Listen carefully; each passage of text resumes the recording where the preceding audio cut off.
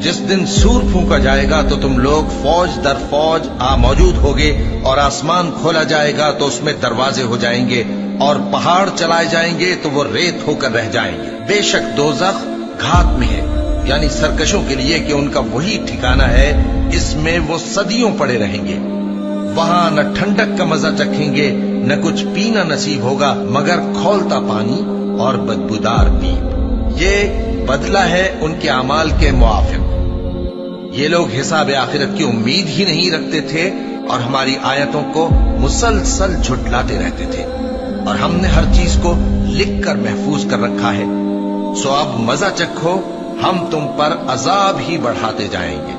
जिस दिन जिब्रील अमीन और दूसरे फरिश्ते सफ बांध कर खड़े होंगे तो कोई बोल न सकेगा मगर जिसको रहमान इजाजत बख्शे, और वो बात भी दुरुस्त ही कहे।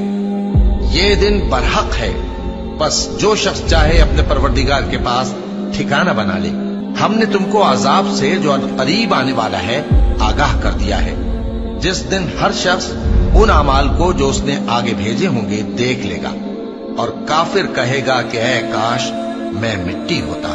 तो जब कानों को फाड़ने वाली आवाज आएगी, उस दिन आदमी अपने भाई से दूर भागेगा, और अपनी माँ और अपने बाप से, और अपनी बीवी और अपने बेटों से भी। हर शख्स उस रोज एक फिक्र में होगा जो उसे सबसे बेनियाज कर देगी। और कितने चेहरे उस रोज चमक रहे होंगे, खंदाओं शादां ये नेकुकार हैं। और उस रोज कितने चेहरे ऐसे होंगे जिन पर गर्द पड़ रही होगी और उन पर स्याही चढ़ रही होगी। यही लोग होंगे इनकार करने वाले बदकिरदार। जब सूरज लपेट लिया जाएगा, और जब तारे बेनूर हो जाएंगे, और जब पहाड़ चलाए जाएंगे, और जब ब्याहने वाली ऊंटनियां यूं ही छोड़ दी जाएंगी, और जब वैशी जानवर जमा किए जाएंगे, और जब समंदर आग हो जाएंगे, और जब रूहें जिस्मों से मिला दी जाएंगी, और जब उस बच्ची से जो जिंदा दफना दी गई हो पूछा जाएगा कि वो किस गुनाह के सबब कत्ल कर दी गई, और जब आमाल के दफ्तर खोले जाएंगे, और जब आसमान की खाल खींच ली जाएगी, और जब दोज़ख की आग भड़काई जाएगी, और जब बहिश्त करीब लाई जाएगी, तब हर शख्स मालूम कर लेगा कि वो क्या लेकर आया है।